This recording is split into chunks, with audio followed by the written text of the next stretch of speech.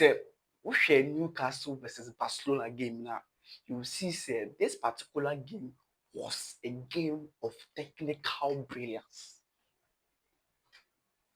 This was a game of true masterminds. Technicalities was very key in this particular game. And Barcelona did their things right. They did their work right. And we know about to come on some certain things that we spotted in this Newcastle versus FC Barcelona game. It was St. James Park.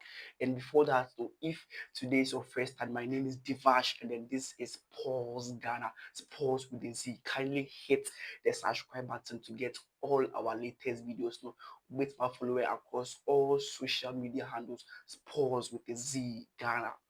So back to the main discussion. Here are 4 tactical displays from both Eddie Howe of Newcastle and our coach Hansi. The first key tactics in this particular game was Barcelona's starting 11. Share, then you are going to play against FC Barcelona in any match or tournament. You are expecting a Barca system, a dangerous high line football. And when the starting 11 came out, Namihu, Pau Kubasi, Ronald Araujo, centre back parent, I questioned myself. Is Hansi Flick going to play a dangerous highlight against this Newcastle side at the St. James Park, a fortress? We all know, say, all this while Newcastle were preparing to meet that dangerous highlight. But Hansi Flick had other plans for Newcastle. Or dropping highlight close to the half to seal Ronald Araujo. We all know, say, Araujo is not that good when it comes to the highlight. So how do you make him good when it comes to the highlight? You have to play what suits him. Play to his strength. Because the first 20 to 30 minutes, Newcastle were going to press high. And we saw that. And then Hansi Flick dropping highlight close to the box was a good key tactics. Newcastle air pressing high leads me to my second point. Share Barca a team bia only this year they love to penetrate through the middle. They love to create chances through the middle. And that is what Newcastle can't play. Their style is to get the ball, then straight they are going to score. That is the style of Newcastle. And then how do they contain this Barca side from playing centrally? It was just simple for Eddie Howe. Barca everybody upper, they start from their goalkeeper, which he stretches the centre backs. Then Newcastle thought to themselves, say, okay, we'll give you the numerical advantage +1, that is Juan Garcia. Let your goalkeeper have the ball. Then we will mark your defense line. Then we will mark your middle line too as well. In Tubesha, Newcastle committed on left back Livramento to come and mark Jules Koundé, who is the right back. Then Anthony Gordon on Ronald Araujo, and then Barnes on Pau Kubasi. Then you could see Anthony Elenga on Gerard Martin. Then coming to the middle side, you will see Joe Linton, Bruno Guimaraes, Sandro Tonali, Juan Markin, Pedri, Frankie de Jong, and Femi Lopez. And this worked perfectly well.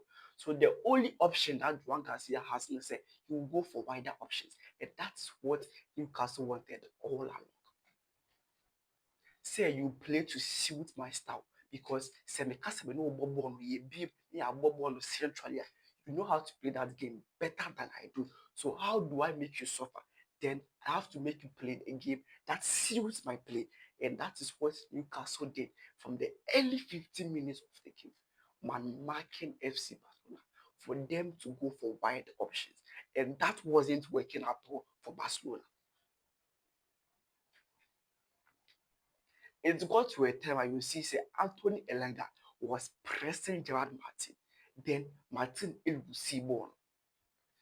That should tell you how effective their man marking was.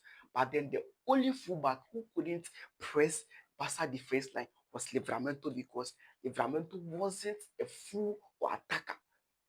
So Jules Koundé, a fullback, Livramento, a fullback, they were pressing each other.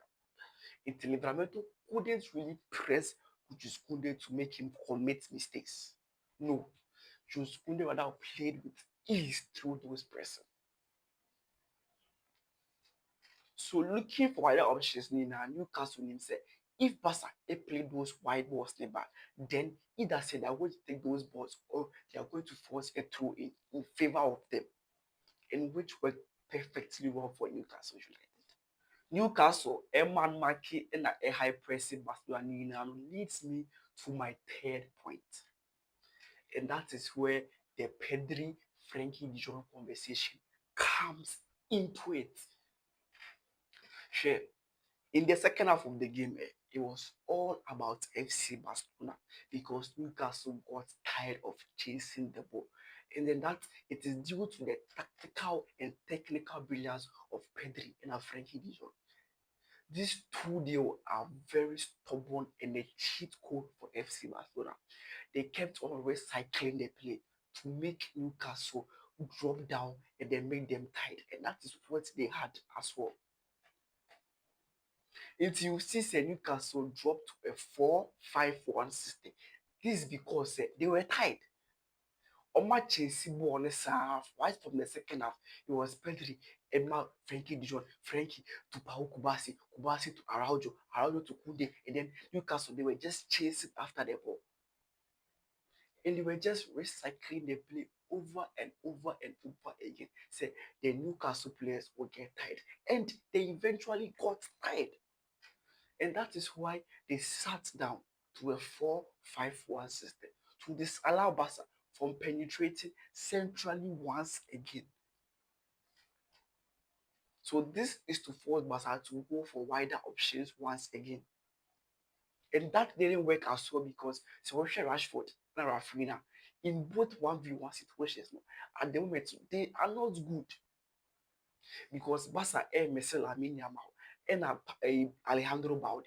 So if say Balde and Yamal were both flanks there was no way say Newcastle was going to leave the flanks for them because they know how dangerous Yamal and Balde can be. It is so they thought to themselves, say, okay, and it is just Rashford and Rafinha on flanks. So we should leave them alone and then focus on the middle because Pedri and Frankie de Jong almost get them, which they can cause trouble for them. So what do? We block their passes in the middle. And that is what they were doing when they converted to a 4-5-1 system. And since it wasn't working, it leads me to the tactical brilliance of coach Hansi Flick. He saw say Rafinha and Marcus Rashford were not doing well on the flanks. So how do I place them? Then you make them attack through the box. So while they are attacking through the box, then you use the fullbacks. Until Hansi Flick and use Kunde and Jad Martin to attack the flanks. That is where the first goal conversation for Marcus Rashford comes in. You could see say Rashford and Rafinha were in the penalty box of Newcastle attacking them. And this as a result of Jules Koundé attacking from the flanks and Gerard Martin holding the other flanks for FC Barcelona. This is the tactical brilliance of coach Hansi Flick. It is a sincere Rashford and Rafinha into me attacking flank there. Then you invert them into the central forwards and make them attack the box of Newcastle United. Then you're leaving fullbacks to attack the wings for us. Then they put in the crosses. And that was the superb header from Marcus Rashford. So if say you miss this Newcastle versus Barcelona game now, then I pity you because you missed one of the best ever games in the Champions League match day one. Because Barca were playing at one of the most hostile grounds in the Premier League, the St. James Park. And the Newcastle, what I observed lastly was they lacked the emotional, technical play to play through their fans making those insane noise. Because the way their fans were making noise, no, Sanka, if they were emotionally disciplined, they would have punished FC Barcelona right from the first minute. And you could see it got to a time at the fans know their noises were coming that when they saw Pedri and Frankie de Jong recycling the play, they could see say something was coming, something was coming. Anyways, that was a superb game we witnessed at the St. James Park.